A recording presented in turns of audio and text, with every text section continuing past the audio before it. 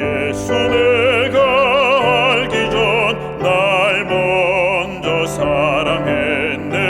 그 크신 사랑 인하여 내 영혼 거듭났네. 주 나의 안에 계시고 나 주의 안에 있어. 저 포도비유 같으니 참 좋은 나의 친구. 내 친구 되신 예수님 날 구원하시려고 그 귀한 몸을 버리사 내 죄를 대속했네. 내 주를 항상 믿으며 그 손을 의지하고 내 몸과 마음을 바쳐서 끝까지 충성하리. 내 진실하신 친구여 그 은혜 내려주사 날 항상 보호하시고 내 방패 되옵소서. 그 풍성하신 사랑을 네 능히 끊을 소냐. 날 구원하신 예수는 참 좋은 나의 친구.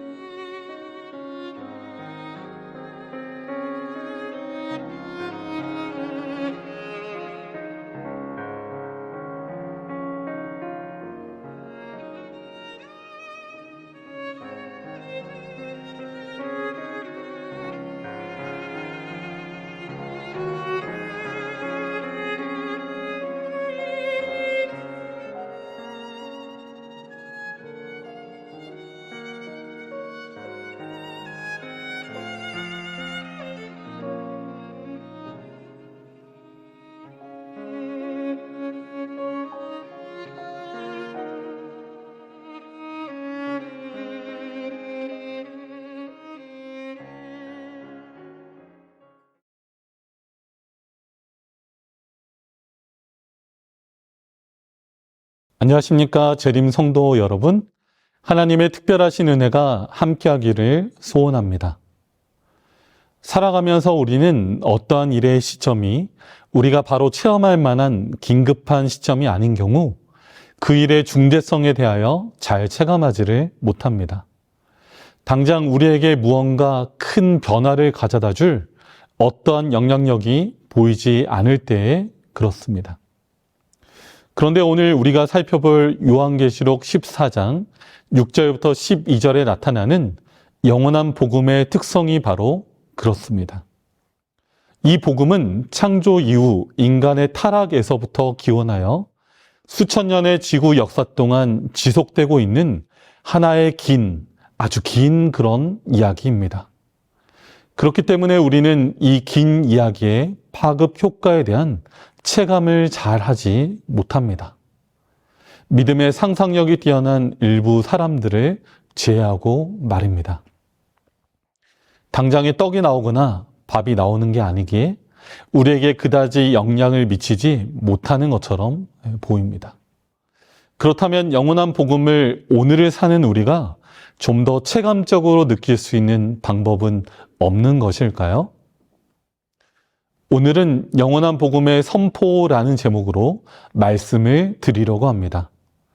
함께 성경 말씀 요한계시록 14장 6절부터 12절까지 있는 말씀을 보도록 하겠습니다.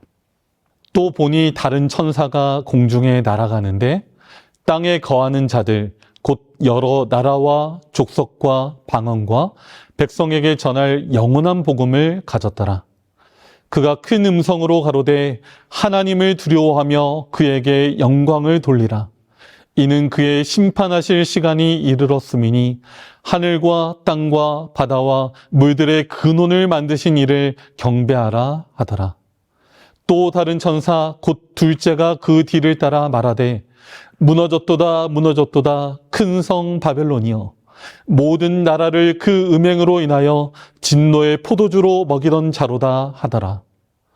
또 다른 천사 곧 셋째가 그 뒤를 따라 큰 음성으로 가로되 만일 누구든지 짐승과 그의 우상에게 경배하고 이마에나 손에 표를 받으면 그도 하나님의 진노의 포도주를 마시리니 그 진노의 잔에 섞인 것이 없이 부은 포도주라. 거룩한 천사들 앞과 어린 양 앞에서 불과 유황으로 고난을 받으리니 그 고난의 연기가 세세토록 올라가리로다. 짐승과 그의 우상에게 경배하고 그 이름의 표를 받는 자는 누구든지 밤낮 쉼을 얻지 못하리라 하더라. 성도들의 인내가 여기 있나니 저희는 하나님의 계명과 예수 믿음을 지키는 자니라.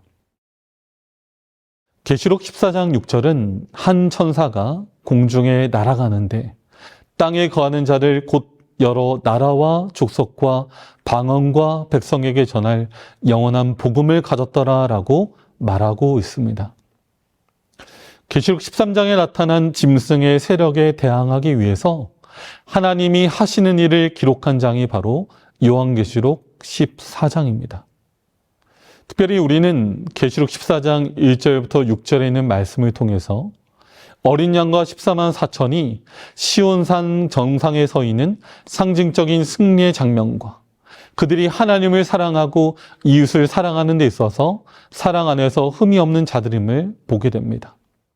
그리고 나서 6절부터 12절에서는 그들이 마지막 때에 선포해야 하는 중요한 메시지가 무엇인가에 대해서 설명하고 있습니다. 6절에서 언급하는 것처럼 이 메시지의 선포에 있어서는 국경의 장벽이 없어야 합니다.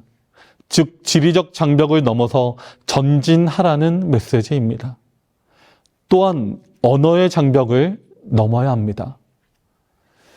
그리고 이 복음은 영원한 복음이라고 했으므로 시간의 장벽을 넘어서 전진하는 메시지입니다. 그런데 지리적 장벽과 언어적 장벽, 시간적 장벽이라고 하는 이러한 장벽들은 매우 크고 어려운 장벽들입니다. 이러한 장벽들을 고려하여 하나님의 복음이 전파될 수 있도록 해야 하는 것입니다. 먼저 세 천사의 기별을 간략히 정리해보면 다음과 같습니다. 첫째 천사의 기별은 창조주를 두려워하고 그에게 영광을 돌리라는 것입니다. 즉 창조주 경배입니다. 둘째 천사의 기별은 바벨론이 무너졌으니 바벨론으로부터 나오라는 것입니다. 우상 숭배에 관한 문제입니다.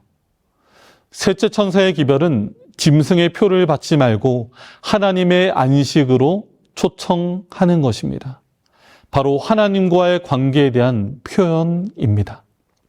십계명의 첫 번째부터 넷째 계명까지 있는 내용들을 다루고 있습니다. 나 외에 다른 신을 섬기지 말라, 우상을 만들지 말라, 하나님의 이름을 망령되이 일컫지 말라, 안식일을 기억하여 거룩히 지키라. 이것이 하나님과 사단 사이에 벌어지고 있는 선악의 대쟁투의 초점인 하나님의 율법입니다. 율법에 대한 이해는 우리가 이 하나님의 계명을 연구하면서 더 깊어질 수 있을 거라고 기대하는 것입니다. 여하튼 초점은 창조주 하나님을 경배하고 그분의 이름을 높이고 감사하면서 그 안에서 안식을 누리는 것이 온 세상을 만드시고 인간을 창조하신 하나님의 뜻이라는 것입니다. 이것이 하나님이 세우신 우주 정부의 원칙이라는 것입니다. 그런데 반역자 사단은 바로 이 지점들을 공격하고자 하는 것입니다. 따라서 하나님과 사단 사이에 긴 선악의 대쟁투가 지금까지 진행되고 있는데 우리는 이 과정을 통해서 하나님의 사랑이 어떠한 것인지, 그분의 율법이 무엇을 말하는 것인지에 대해서 분명히 알게 되는 것입니다. 선악의 대쟁투가 하늘에서 처음으로 시작된 때로부터 반역이 영원히 정복되고 제약이 전멸될 때까지의 역사도 또한 하나님의 변함없는 사랑의 증거이다라고 빛을 전하는 사람들에서는 이야기하고 있습니다.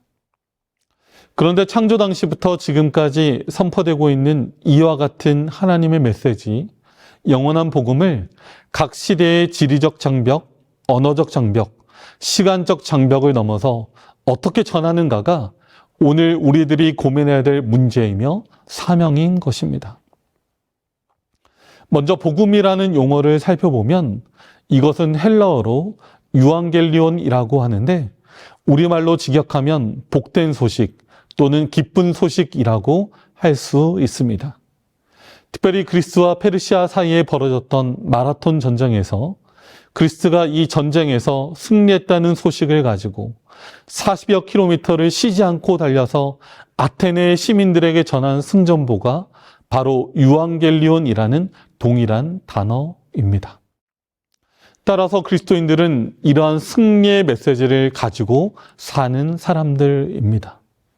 우리의 힘으로 도무지 해결할 수 없는 죄의 문제를 해결하시기 위해서 이 땅에 내려오신 예수 그리스도께서 하나님과 우리 사이를 다시금 회복하였으므로 우리에게 다시금 소망이 생겼다는 놀라운 희망의 메시지가 바로 그것입니다. 죄의 악순환으로 가득한 세상에서 그래도 우리에게 희망이 있다라고 외칠 수 있는 유일한 사람들이 바로 그리스도인들인 것입니다. 로마서 1장 서두에서 사도 바울은 복음에 대한 정의를 다음과 같이 내리고 있습니다. 로마서 1장에 나타난 메시지입니다. 예수 그리스도의 종 바울은 사도로 부르심을 받아 하나님의 복음을 위하여 택정함을 입었으니 이 복음은 하나님이 선지자들을 통하여 그의 아들에 관하여 성경에 미리 약속하신 것이라. 그의 아들에 관하여 말하면 육신으로는 다윗의 혈통에서 나셨고 성결의 영으로는 죽은 자들 가운데서 부활하사 능력으로 하나님의 아들로 선포되셨으니 곧 우리 주 예수 그리스도시니라. 그로 말미암아 우리가 은혜와 사도의 직분을 받아 그의 이름을 위하여 모든 이방인 중에서 믿어 순종하게 하나니 너희도 그들 중에서 예수 그리스도의 것으로 부르심을 받은 자니라. 로마에서 하나님의 사랑하심을 받고 성도로 부르심을 받은 모든 자에게 하나님 우리 아버지와 주 예수 그리스도로부터 은혜와 평강이 있기를 원하노라. 사도 바울은 복음을 그의 아들에 관해서 성경이 미리 약속하신 것이라고 이야기하고 있습니다. 즉 하나님의 아들이 나라와 민족과 방언과 백성에게 전할 영원한 복음이 되시기 위하여 이 땅에 내려오셨다는 것이 복음이라는 것입니다. 하나님이 어떤 분이신지를 설명하기 위해서 예수 그리스도는 보여지신 하나님이 되었습니다.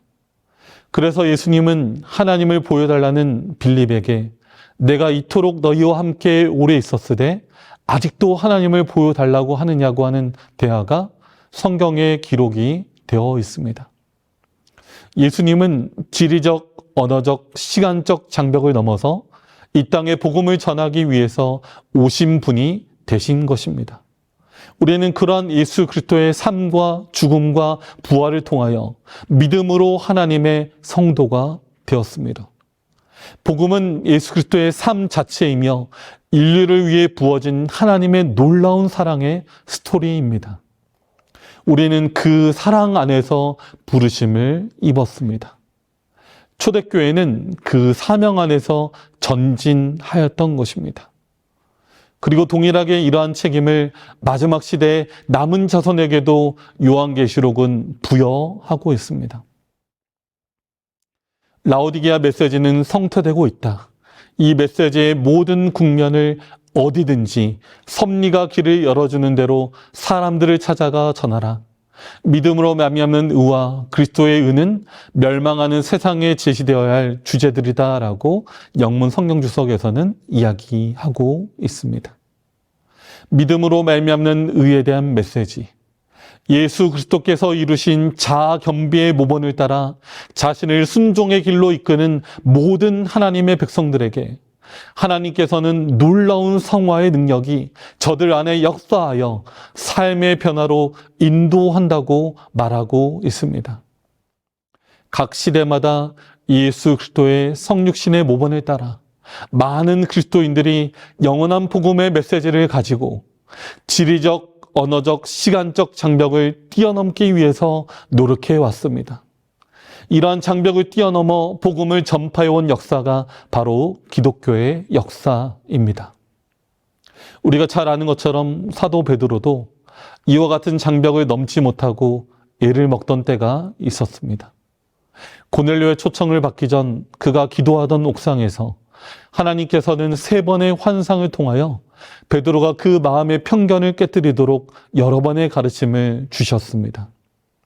그리고 베드로가 마침내 하나님의 말씀에 자신을 온전히 내려놓았을 때 고넬료의 집에서 성령의 역사를 목격하고 이방인 중에도 하나님의 성령이 임하기 시작하였다는 놀라운 메시지를 예루살렘 총회에서 선언하게 되었습니다. 특별히 이 복음은 20세기에 이르러 복음의 불모지, 머나먼 이방 땅이었던 이곳 한국에까지 전파되었습니다. 기독교 복음 기별은 어떻게 한국 땅에 들어오게 되었는지 그 놀라운 이야기들을 잠깐 살펴보고자 합니다. 1840년 목사의 아들로 태어나 어려서부터 선교사의 꿈을 품었던 사람이 있습니다. 1863년 런던 선교회 파송으로 중국 땅에 도착한 토마스 선교사입니다. 그는 그로부터 2년 뒤 조선에 대한 정보를 듣게 됩니다. 조선에 꼭 가보고 싶었던 토마스 선교사는 작은 목선을 타고 1865년 우리나라에 들어오다가 서울 쪽에서 큰 풍랑을 만나고 간신히 목숨을 건져서 다시 중국 땅으로 돌아가게 됩니다. 그러던 중에 토마스 선교사는 대원군의 박해를 피해 황해도 장현에서 목선을 타고 탈출한 김자평, 최선일 등 천주교인 2명을 만나게 됩니다. 그런데 놀랍게도 그들은 성경에 대한 지식이 거의 없었습니다. 그것을 보고 자극을 받은 토마스 선교사는 조선 선교의 필요성을 더 확고히 하고 조선어를 배우기 시작했습니다. 그렇게 준비를 하고 있던 토마스 선교사에게 마침내 조선에 갈 수 있는 기회가 주어졌습니다. 미국의 제너럴 셔먼호가 조선과 통상을 시도하기 위해 통역관을 구하고 있었던 것입니다. 그동안 조선어를 배우고 있던 토마스 선교사는 자원하여 그 배를 타고 우리나라에 들어옵니다. 성경책을 가지고서 말입니다. 제너럴 셔먼호가 네터해동강에 도착한 지 얼마 지나지 않은 9월 2일, 우려했던 대로 조선군과 무력 충돌이 발생했습니다. 토마스 선교사는 죽는 순간까지도 복음을 전했습니다. 젊디 젊은 27세의 나이에 그는 머나먼 이국 땅 조선의 대동강변에서 자신의 삶을 마감하였습니다. 당시 조선 군병 중 한 사람이었던 박충권의 말입니다. 내가 서양 사람을 죽이는 중에 한 사람은 생각할수록 이상한 감이 있다. 내가 그를 찌르려고 할 때에 그는 2 손을 마주 잡고 무산 말을 한 후 붉은 배를 입힌 책을 가지고 웃으면서 나에게 받으라 권하였다. 그러므로 내가 죽이기는 하였으나 이 책을 받지 않을 수가 없어서 받아왔노라. 박충곤뿐 아니라 장사포의 홍신길은 서각교회의 설립자가 되었고 만경대의 최치량은 평양교회의 창설자가 되었습니다. 또한 무슨 말인지는 모르지만 종이가 너무 좋다고 그 성경을 한 장 한 장 뜯어 벽지를 바른 박영식의 집은 널다리 교회의 예배 처소가 되었습니다. 이렇게 기독교 선교사들의 헌신과 희생으로 우리나라의 복음이 전파된 것입니다.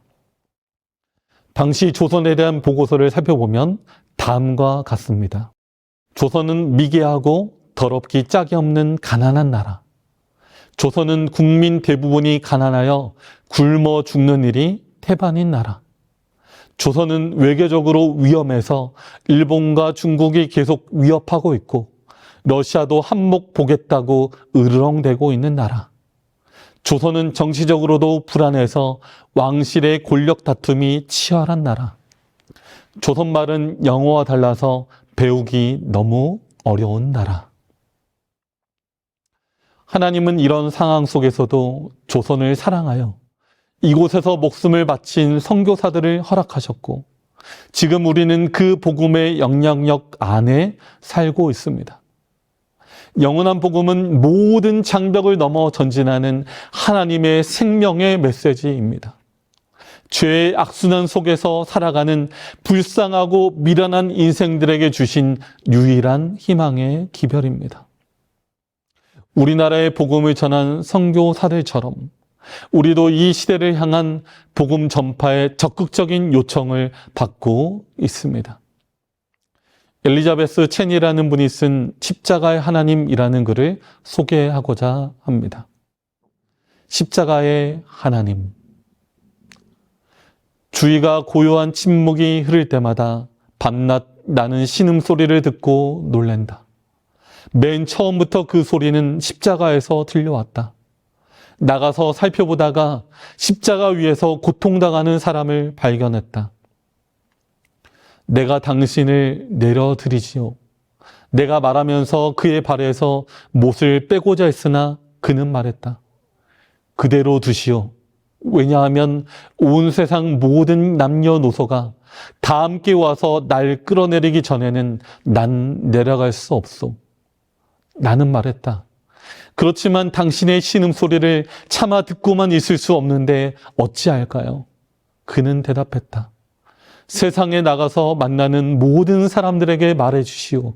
지금 십자가 위에 하나님이 달려있다고. 영원한 복음은 예수 그리스도의 사랑에 깊이 감동받은 사람들의 마음으로부터 나온 감동의 언어를 통하여 온 세상에 전파되었습니다. 오늘 우리의 작은 가슴에도 하나님의 말씀의 씨앗이 뿌려지고 복음이라는 아름다운 열매가 맺히기를 바라봅니다. 우리의 삶을 변화시키는 복음의 힘은 바로 예수님의 정신으로 살아간 사람들의 삶과 죽음이었음을 우리는 부인할 수 없는 것입니다. 지금도 마포에 있는 양화진 선교사 묘역에 가면 조선을 위해 목숨 바쳐 일한 선교사들의 묘비가 세워져 있습니다. 그 가운데 한 묘비에 적힌 글귀는 다음과 같습니다. 만약 나에게 1000개의 목숨이 있다면 모두 조선을 위해서 주겠노라. 오늘 우리의 마음 가운데에도 하나님의 말씀이 그렇게 뜨겁게 역사해서 하나님의 사랑이 그렇게 흘러 넘치기를 간절히 바랍니다. 이 지구에 내려오셔서 생명을 주신 예수 그리스도의 사랑이 그렇게 놀랍게 역사하기를 바라는 것입니다. 그분의 사랑 안에서 우리는 안식합니다. 그분의 정신을 소유한 교회 공동체 안에서 우리는 안식을 얻습니다. 쉼을 얻습니다. 하나님의 나라는 그런 곳입니다. 마지막으로 롱스텝이 쓴 글을 소개해 드리고 싶습니다. 너 성결케 위해 내 머리 숙여 저 은밀에 계신 내 주께 빌라. 주 사귀어 살면 주 닮으리니 널 보는 이마다 주 생각하리. 이러한 영원한 복음을 마음속에 소유하고 하나님과 동행하다 보면 마치 예수님이 우리를 위한 귀한 복음이 되셨던 것처럼 오늘 우리의 삶 자체가, 우리가 가진 기별이 바로 하나님의 복음이 될 거라고 생각합니다. 이 마지막 시대에 예수님의 복음을 전파하면서 끝까지 전진하는 우리 모두가 되기를 바라면서 오늘 말씀을 마치겠습니다.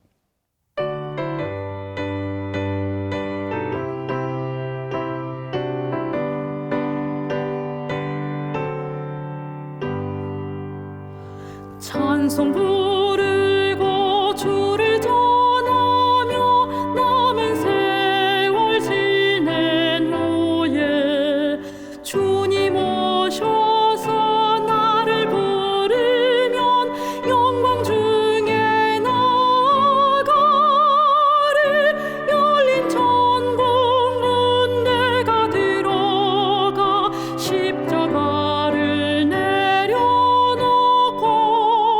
빛나며 율법 받아 쓰고서 주와 함께 길이 살리. 눈물 골짜기 더듬으면서 나의 갈 길 다 간 후에 주의 품 안에 내가 안기어 영원 무궁토록 열린 천국 문 내가 들어가 십자가를 내려놓고 빛나며 율법 받아 쓰고서 주와 함께 길이 살리. 나의 가는 길 멀고 험하며 산은 높고 골은 깊어 고난 나의 몸 쉴 곳 없어도 복된 날이 밝아오리. 열린 천국 문 내가 들어가 십자가를 내려놓고 빛나며 율법 받아 쓰고서 주와 함께 길이 살리.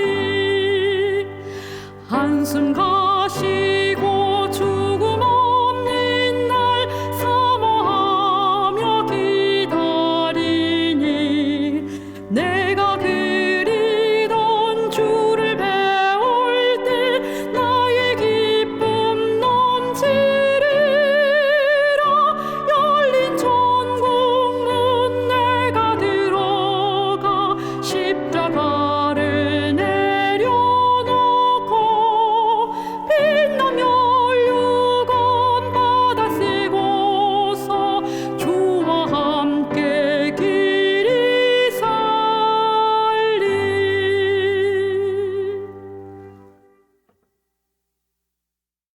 사랑과 은혜가 많으신 아버지 하나님, 오늘 우리를 향한 귀한 복음의 기별을 우리에게 주셔서 참으로 감사합니다.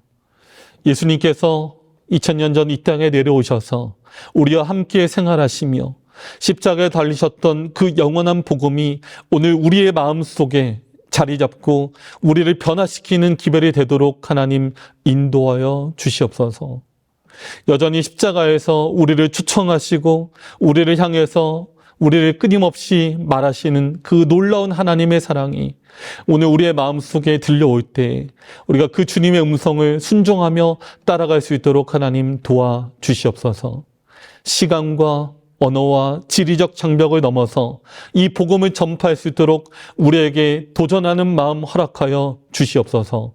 남은 무리로서 하나님의 영원한 복음을 들고 나가는 주님의 귀한 백성의 대열에 우리도 함께 서 있을 수 있도록 하나님 도와주시옵소서.